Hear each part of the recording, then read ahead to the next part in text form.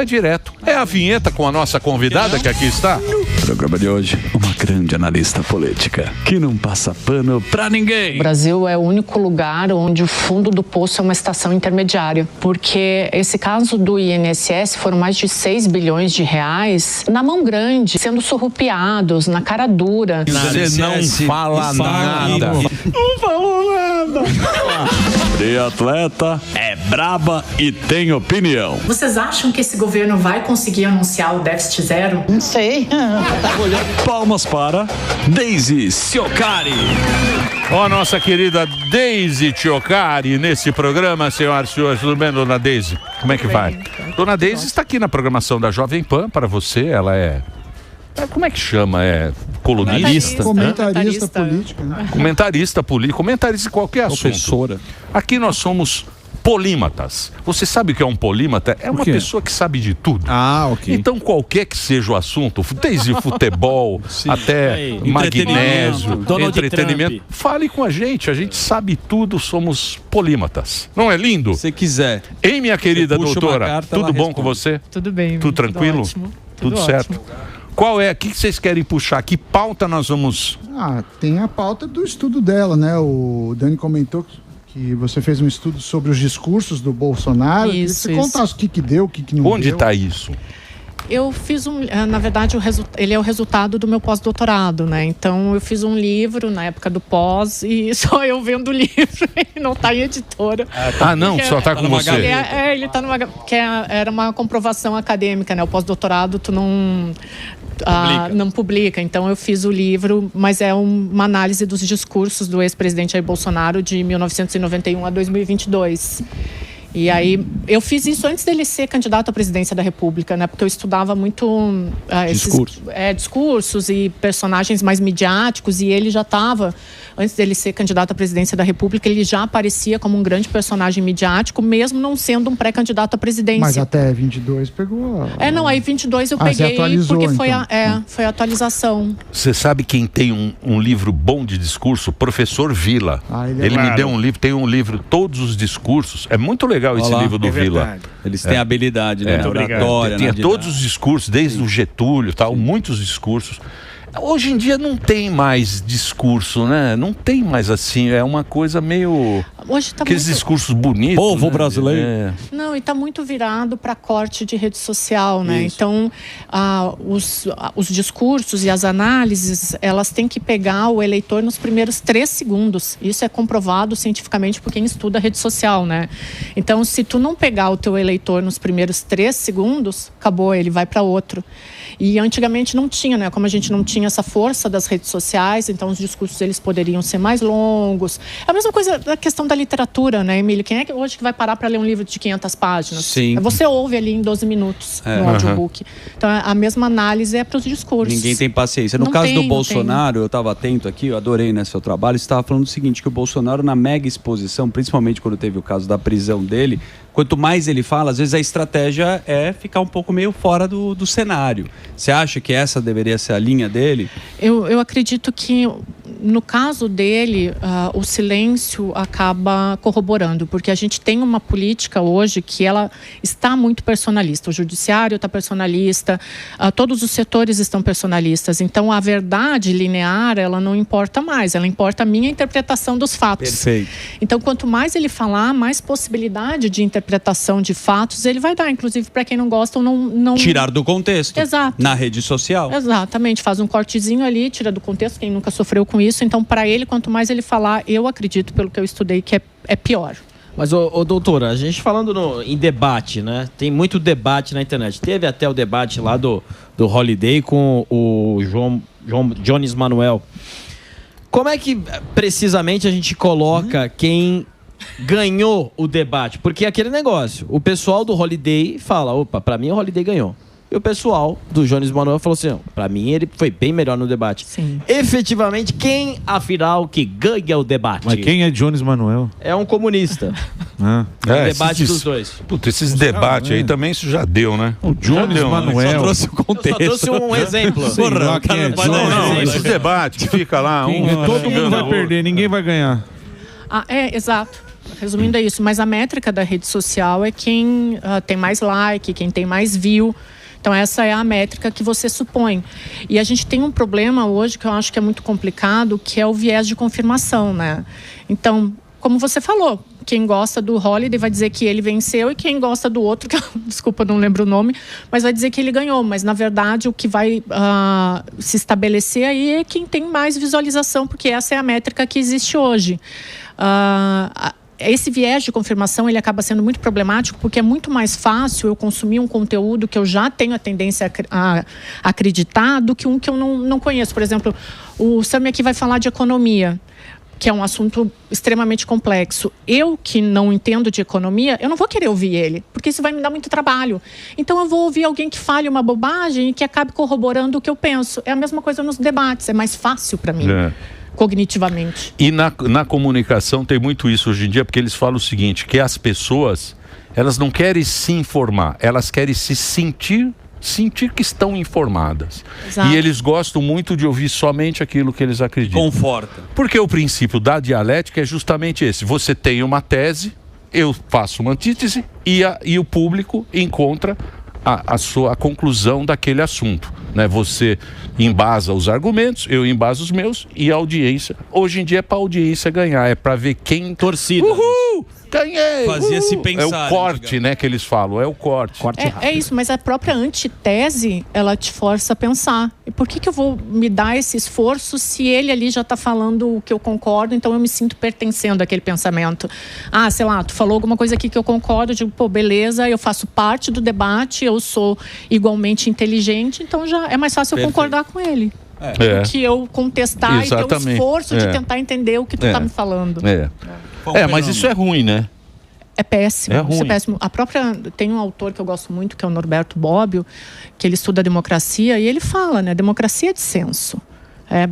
Bom, Platão já falava isso, Aristóteles, né? Mas é você ter a oportunidade de pensar o contrário e de discutir. Imagina se todo mundo pensasse igual, a gente não chegava nem à solução de leis, nem à formulação da sociedade em si, né? Então é complicado quando você só quer corroborar o seu ponto de vista, e é até perigoso em alguns casos. Mas né? o que é pior, o político raposa velha que mentia pra gente com uma esperança e falava bonito, ou também hoje o político atual que usa o algoritmo para se beneficiar? A gente está numa...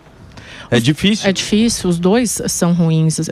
Antigamente a gente não tinha essa exacerbação das redes sociais, mas se você for pensar a política como enganação, ela sempre existiu, né? Desde o Império Romano. Exatamente. Por isso que a antitese é tão importante, te dá a oportunidade de pensar o contrário. Não, peraí, deixa eu questionar, né? Esse é o fundamento todo, é a antitese, é você poder pensar o contrário e entender que esse contrário ele pode existir, você não está sempre certo. Porque se você partir do princípio que o político, para ter mais votos, é o que engana melhor. Exato. Entendeu? Tem um discurso mais... É isso aí, que tem um discurso que agrada a maioria, não importa como. E como a gente vota com emoção, quando você compra a emoção daquele cara, você vai defender ele até a morte, mesmo ele estando errado e você achando que ele fala, não, ele não está muito certo, mas... Né? Política é paixão, né? É paixão. Mas a gente defende muito que o grande diferencial é justamente a arena de debate. De novo, é o debate público, né? O Habermas falava muito disso. Então, você ter uma arena de debate onde você possa ouvir o contrário é o que pode fundamentar a sociedade. Então, por exemplo, os políticos, eles sempre vão tentar te levar para o pensamento deles para conseguir voto, mas essa arena de debate é o que importa. O problema é que hoje a arena de debate é de 3 segundos para a rede social. Então, mas por exemplo, que nem aqui no Brasil hoje em dia, esse negócio não está muito certo do jeito que está. Porque se fosse certo, você fala assim, tem 2 candidatos aqui, ó. Sim. Tem o Alba e o Zuckerman. Pois não. Esses 2 vão disputar a eleição e um dos 2 vai ganhar a eleição. Tudo certinho, tudo na regra. Correto. Na regra certinha. Aí você fala, beleza, a democracia venceu, a maioria venceu. Agora, quando o negócio fica leonardisticamente... Não é claro? Falando, aí você já fala, opa, tá errado. Tá difícil. Não tá certo. Por que pro Alba pode postar e eu não posso? É isso. Porque aí a regra foi adulterada. Mas por um interesse próprio, ou não? Então, o Platão falava que nunca dá certo, que a democracia não vale porque tem muito nego burro. Verdade. Se pegar o Platão... Não, é isso, né? É isso que ele falava. Ele falou, mas é muito burro, não dá certo.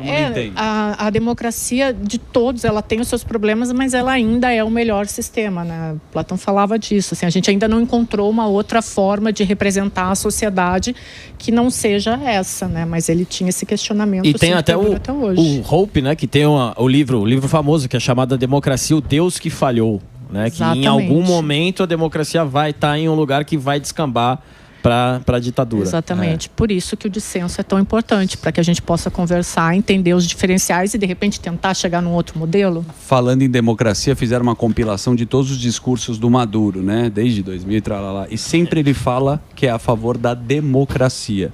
Por que os ditadores não assumem e por que eles usam a ferramenta democracia já que ela não é utilizada? Porque a ferramenta democracia é o que se supõe hoje que seja a melhor forma de política. Então, como que eu vou contra isso? Ela é um consenso. Né? Goste-se ou não, poucas pessoas falam... E ganhou a Segunda Guerra também, né? Exatamente. Ganhou então, as guerras. Como que ele vai contra esse consenso? Né? E aí, obviamente, ele usa essa lógica personalista dele. Como não existe uma alternativa na forma de governo dele autoritária, então a voz dele é a que prevalece. A gente, com todos os problemas que a gente tem aqui, a gente ainda pode bater boca e discordar um do outro, por enquanto. Mas, no caso dele, não, né? Então, a voz dele é a que prevalece. Mas só alguns que podem bater boca. Só alguns. Os amigos. Tu tá falando aqui? Não. Aqui é só alguns. Eu disse por enquanto. Por enquanto. É só alguns. É claro. Temos que estar sempre vigilantes. Então, porque eu acho que as pessoas acham que a ditadura ela virá num ato. Sim. Que vai chegar alguém e falar, olá, senhoras, Dia 2. Hoje são 13 horas e 35 minutos, começa agora a ditadura brasileira. É um programa. Começamos esse momento magnífico do país, que será a ditadura. Você anuncia, espero que você aproveite muito esse período que teremos. Não sabemos quando terminará, porque nós mesmos vamos mandar em todo mundo e vamos dominar a porra toda. Então, as pessoas acham Aguardam. que não existe uma coisa que você está vendo que ela vai... Né? É um processo lento, né? Tem o livro Como as Democracias Morrem, né? Que os autores eles vão falando justamente dessa forma, né?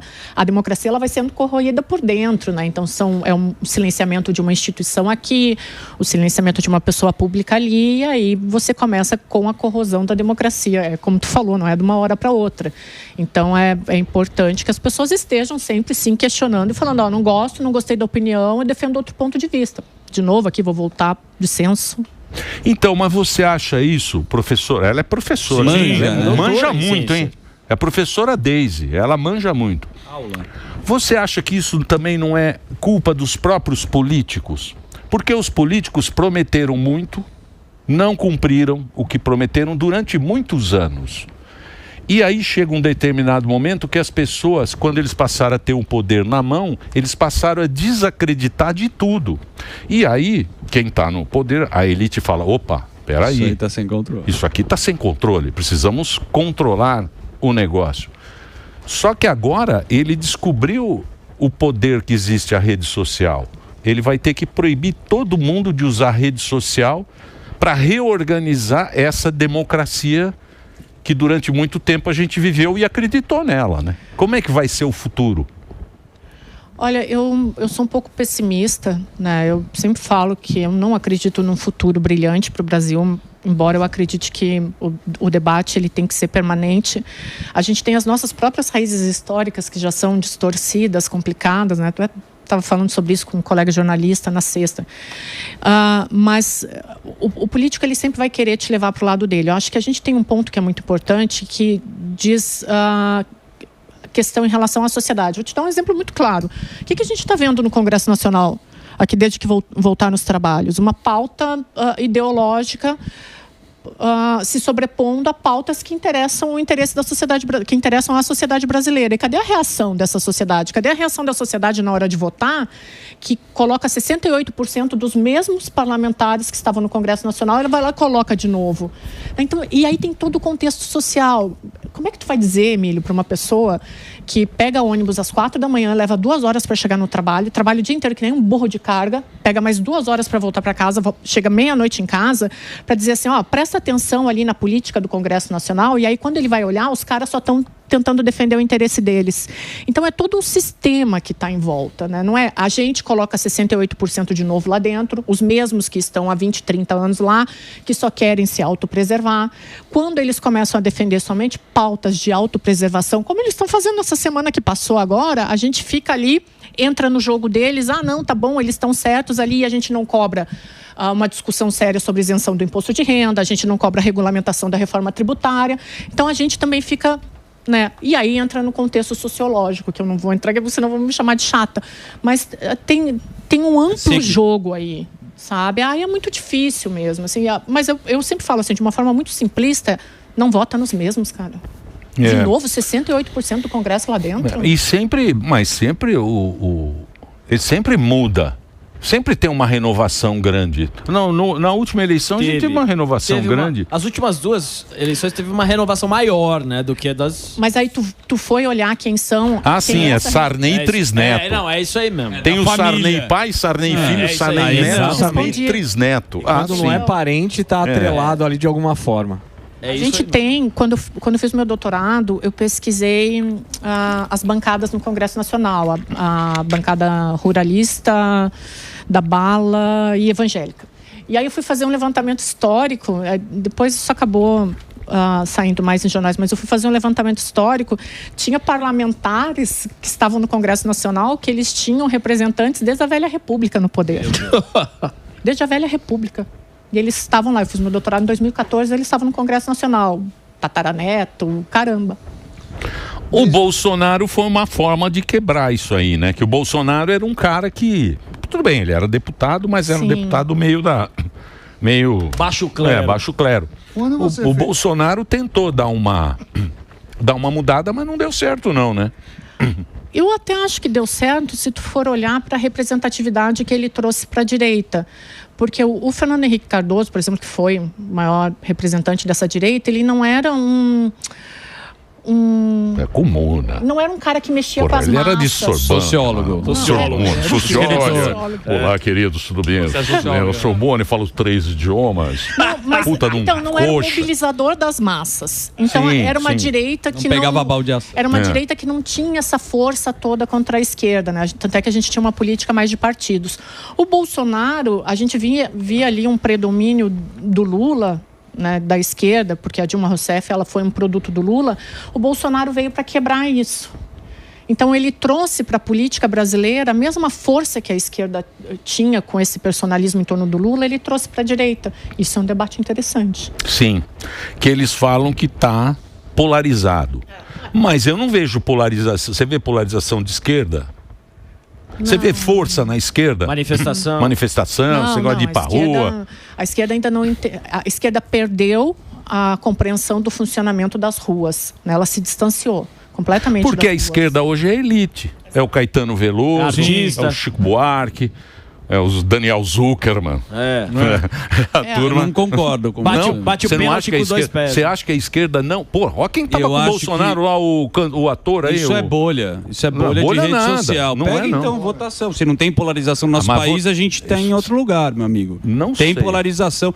Como a gente vê as votações. Tem na imprensa. Tem a imprensa falando, olha, estamos polarizados. Então por que o governo promete ainda benefício social? Por que tem Vale Gás? Por que tem... O povo ainda é enganado pelo discurso de assistencialismo. O que eu estou dizendo é força política. Exato, ação na força rua. política ação como rua. nome. Tem do Lula? Onde você vê o Lula? Ela é menor. É mais em universidade. Então não é polarizado. Então, né, professora? Ou não? Não, o presidente Lula continua com a força no Nordeste, né? E aí por isso que esse assistencialismo acaba funcionando. E a direita diminuiu muito. Diminuiu. Muito. Mas o problema da esquerda foi que, se a gente for olhar, eles ainda têm aquele discurso dos anos 90, né? Então é um discurso muito sindicalista. O presidente Lula voltou agora com uma pauta que eu fiquei horrorizada. Agora me fugiu, mas era alguma coisa de... um dualismo político que eu não lembro o que ele usou, se ele usou União Soviética, mas foi alguma coisa assim, sabe? Ele voltou para um discurso tão anos 80. Socialismo, porque ele precisa ajudar mais as pessoas. Ele quer ser mais socialista. E não entendeu que a sociedade mudou, que aquela sociedade lá dos anos 90 que acreditava que só ia prosperar quando o Estado interferisse na economia e o PIB crescesse, é a mesma sociedade que agora ela quer ascender da classe D direto para B. Ela não quer esperar o Estado dizer para ela, olha, se você trabalhar das 8 da manhã às 5 da tarde, a economia funcionar, o PIB crescer, você vai crescer. Não, é uma sociedade que agora vê nas redes sociais uma possibilidade de crescimento, que tem o que a gente chama de sharing economy, né? Que, por exemplo, começa a trabalhar através de aplicativos e não quer mais esperar que o Estado haja para que ela cresça. Só que a esquerda ainda acredita que é isso, que é a interferência do Estado. Eu vou fazer com que o Estado seja tão importante na vida dessa pessoa que ela não vai conseguir viver sem mim. Só que essas mesmas pessoas, elas já entendem que não é assim, que eu tenho uma plataforma, eu tenho uma rede social, eu tenho outras formas de ascender. E essa esquerda não me dá oportunidade para isso. Por isso que o governo usa a ferramenta da cultura, onde pega o artista que a turma supostamente pode gostar ou não, para falar que ele está do lado dele, incentivando. Usa muito, né, isso. Tive agora lá do Wagner Moura dançando frevo, né? Então, mas é elite. É elite. A esquerda é a elite do Brasil. Exato. A esquerda, pensadores são. Não, é elite, pô. É elite. É universitário. É universitário, o artista. Professor. E só artista de MPB. MPB. Olá, tudo bem? Olha, somos maravilhosos. Muito legalzão. Muito legalzão. Redações, jornalismo. E o pessoal que faz embaixo da mesa ali do... Isso, da do Sami. Ali no 24 tem um... Não, mas ali eles são mesmo, tudo canhoteiro. Ali na Faria Lima, é tudo embaixo da mesa. Depois vem chorar. Aí fala, pô, mas só agora você vem falar. Olha o Sami ali, ó. Batendo só com a esquerda no pickleball. Cinema, viu, doutor? Pois não, professor? Quando você fala da análise dos discursos, eu não sei se você fala só do Bolsonaro, você também avaliou do Lula. Quanto de consistência foram aos valores iniciais? Assim, eu estou te perguntando, em outras palavras, se eles mudaram os princípios no decorrer do tempo ou se mantiveram fiéis às posições? Nossa, Sami, não mudaram. Isso é uma coisa impressionante. Eu vou te falar em relação ao Bolsonaro, que foi o meu livro, né? Mas, quando, de novo, assim, eu reitero isso porque quando eu estudei ele não era nem pré-candidato à presidência. E tinham algumas características dele naquele período, e analisando os discursos, que eu utilizo até hoje. Que é como, por exemplo, assim, essa dificuldade que a gente está vendo agora do ex-presidente em nomear um sucessor, né? Ele continua sendo esse personagem político forte, mas a gente percebe que ele tem essa dificuldade de fazer um sucessor, até porque o carisma político você não transmite, né? Então o Bolsonaro não tem como transmitir isso. Mas essa foi uma característica que eu percebi nos discursos dele. Essa proteção em relação à família dele e aos personagens mais próximos também eu percebi nessa análise de discurso, como isso era muito latente. Assim, de 1991 a 22 isso apareceu muito, né? Então, e ele não mudou isso. É uma questão muito curiosa.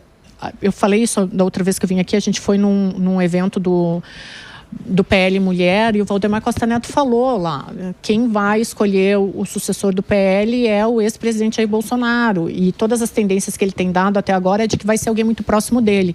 Isso é uma característica que a gente pegou assim nos primeiros discursos. Porque sem a bênção de um, por isso que sem a bênção de um dos dois não tem outro, porque esse papo de que vem a como é que é? Terceira via. Essa conversa mole, precisa da bênção. Então, mas o Bolsonaro, porra, o que ele foi traído com esses caras que...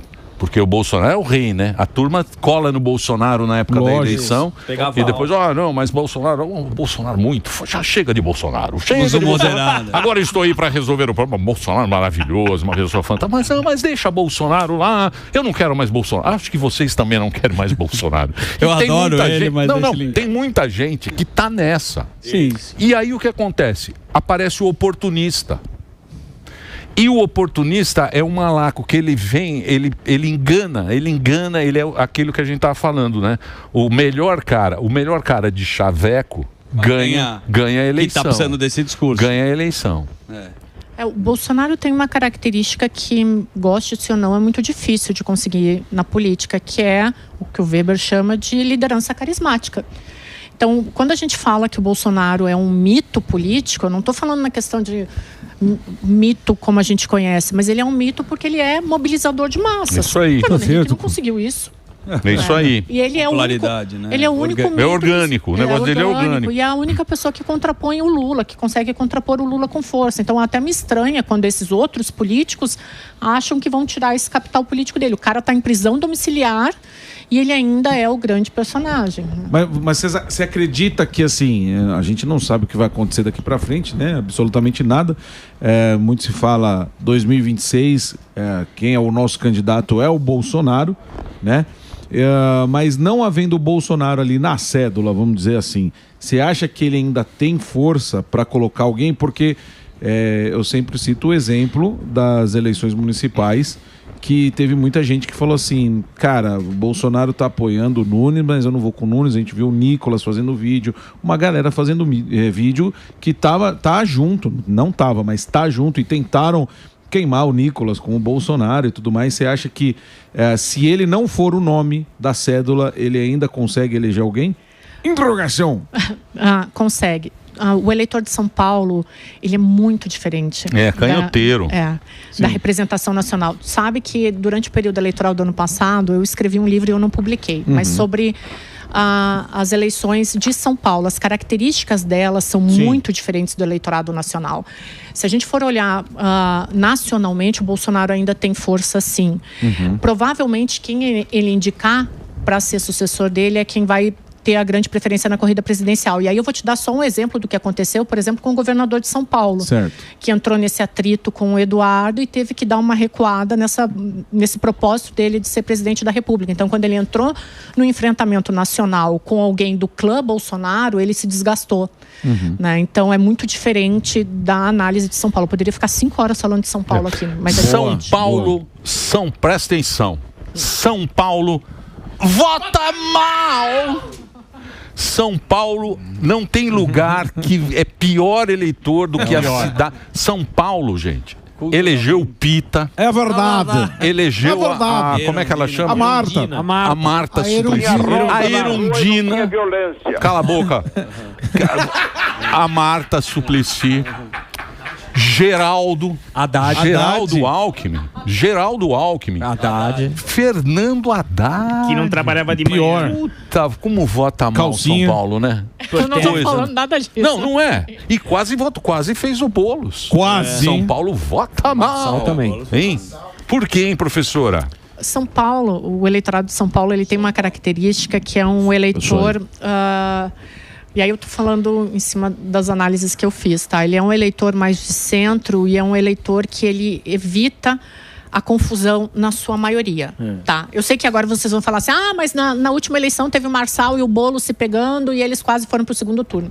Ok, mas ainda venceu o quê? Aquele centro mais pragmático do Nunes. Quando a gente começou aqui na Jovem Pan no ano passado a fazer as análises para a eleição de São Paulo, eu lembro que eu ficava até numa situação meio ruim, porque alguns analistas falavam assim, não, o Marçal está crescendo, o Marçal vai para o segundo turno, o Marçal vai vencer, e dava Boulos. E eu sempre falava, gente, eu só tenho os estudos aqui. Pelos estudos, o eleitorado de São Paulo vai escolher o Nunes.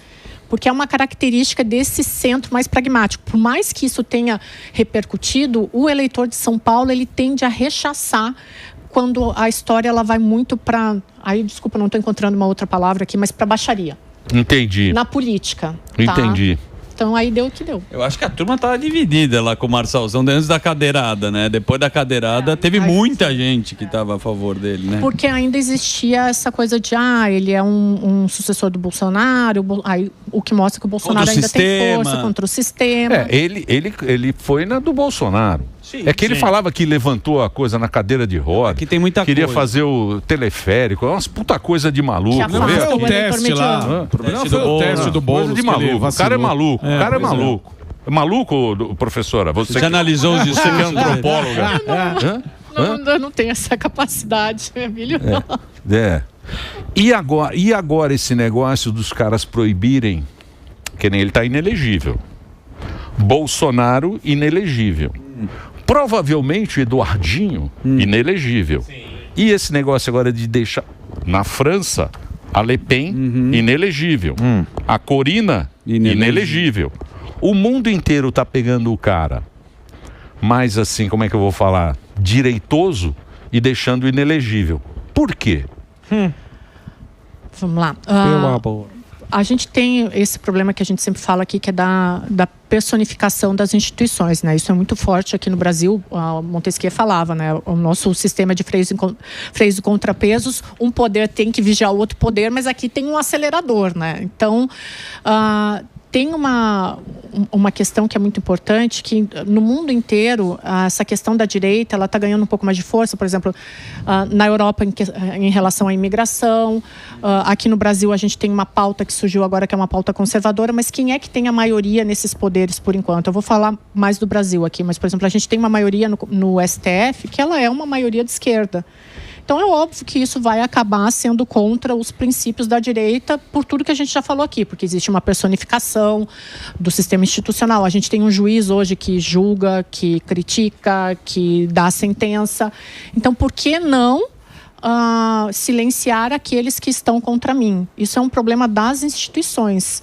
É um problema de personificação da instituição que é seríssimo. Quando uma instituição ela passa a valer mais em nome de uma pessoa do que no nome dela, por exemplo, não é mais o STF, é o ministro fulano de tal, a gente tem um problema na democracia, né? na segurança das instituições. Então, por exemplo, o ex-presidente Jair Bolsonaro colocou como um inimigo político o ministro.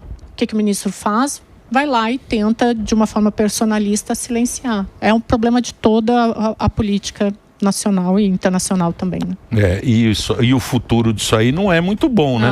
Não é muito bom. Porque vem no nosso, né, professora? Sim. Que aula, hein? Que aula, hein, professora? Se eu tivesse sido seu aluno, eu seria um gênio. Mas eu sou um burraldo, porque o meu professor era o Manga Rosa. Sabe que era o Manga Rosa? O Manga Rosa, ele... Meu Deus. Porque ele era vermelho e ele falava assim... Com as mãos. Com as mãos. E aí chamavam ele de Manga Rosa, professor. Ele era muito rosa, o Manga Rosa. Eu tenho uma pergunta. A gente só fazia isso na aula. É outra época. Eu queria fazer uma pergunta que a gente acabou não falando, que são os discursos do Lula versus os discursos do Donald Trump. A gente tem a taxação. O que você acha que pode acontecer? Justamente porque a gente sabe que a gente está dobrando uma aposta, né? Eu não acredito que o Brasil vai sair bem disso. A gente já tem... Eu vi vocês comentando antes de eu entrar aqui no programa, eu vi vocês comentando sobre os impactos que isso já estava acontecendo, já estava provocando no Brasil. A gente já teve uma queda muito grande no Pará, né? Os produtores do Pará dependendo do açaí, então já teve uma queda muito grande nos pedidos de açaí. A gente tem um presidente da República que... Isso me chama muita atenção, assim, porque durante a campanha eleitoral, eu lembro que o Lula falava muito que ia recuperar a diplomacia brasileira. E o que eu vejo é exatamente o contrário. É um presidente pensando com o fígado e dobrando a aposta no momento em que o Brasil não tem essa força, porque o Brasil não consegue diversificar parceiros comerciais. Então, é um grande problema para a gente. Vamos combinar aqui, falando português bem correto, desde que o Trump assumiu, o Gani fala isso no Jornal da Manhã todo dia, desde que o Trump assumiu, ele dava sinais de que faria uma taxação, de que teria alguma repercussão em relação ao Brasil. E é sério que a gente não conseguiu se programar em relação a isso? Você está vendo que está indo para o abismo, você está indo para o abismo, E aí você chega na ponta, não, agora eu vou tomar uma atitude.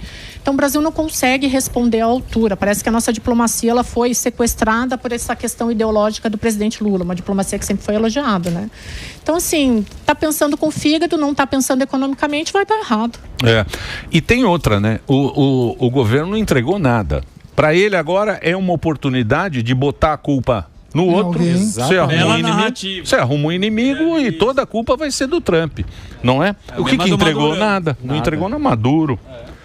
E se a gente for lembrar, antes dessa história toda do Trump aí, dessa taxação, o índice de popularidade do presidente Lula estava indo para baixo, né? Indo pro beleléu. Essa foi uma tentativa de reação dele. Eu acho que ele deve estar pensando assim, ufa, graças a Deus isso aconteceu, porque eu não estava conseguindo explicar a economia brasileira, né? É isso aí. Olha, professora, põe as redes sociais da professora. A turma aqui é muito grossa fico falando só que você é linda. Você é linda, mas você siga. Ela está na programação da Jovem Pan. Você está no Jornal da Manhã, né? Jornal da Manhã e no Jornal da Jovem Pan. O Jornal da Jovem Pan é às 8 da noite? Com o Berraich. Hoje eu tô lá. Com o Berraich. O Thiago Berraich está lá à noite. Thiago. e tem também a equipe. Daisy é com Y e I no final. É Daisy Ciocari. C-I-O-C-C-A-R-I. Daisy com I. Daisy Ciocari. Tudo junto para você poder seguir aí nas redes sociais. Professora, muito obrigado, viu? Imagina, você dá essa colher de chá aqui pra gente. Pô, eu agradeço, a audiência adorou você. Espero que você volte mais vezes aqui. Eu que agradeço. Obrigado, viu?